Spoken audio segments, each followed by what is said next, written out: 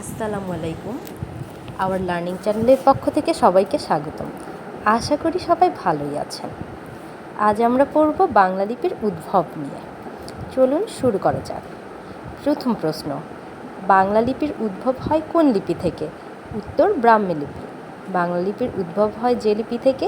ব্রাহ্মী লিপি। যে লিপি ডান দিক থেকে লেখা হয় তার নাম কি? খরষ্ঠী লিপি। যে লিপি ডান দিক থেকে লেখা হয় তার নাম খরষ্ঠী লিপি। প্রাচীন চিত্রলিপির দুটি প্রাচীন রূপ কী কী? ব্রাহ্মী ও খরষ্ঠী।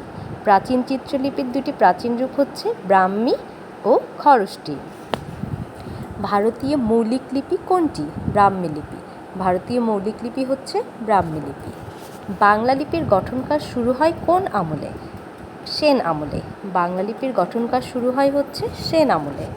বাংলা লিপি স্থায়ী রূপ লাভ করে কোন আমলে? পাঠান আমলে। বাংলা লিপি স্থায়ী রূপ লাভ করে হচ্ছে পাঠান আমলে। কাকে বাংলা মুদ্রাক্ষরের জনক বলা হয়? চার্লস উইলকিন্সকে।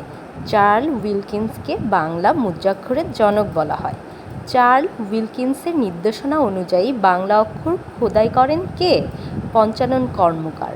পঞ্চানন কর্মকার চার্লস উইলকিন্সের নির্দেশনা অনুযায়ী বাংলা অক্ষর খোদাই করেন।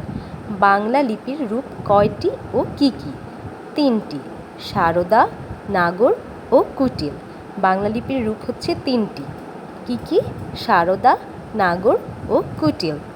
ব্রাহ্মী লিপির কোন রূপ থেকে বাংলা এসেছে? কুটিল রূপ থেকে।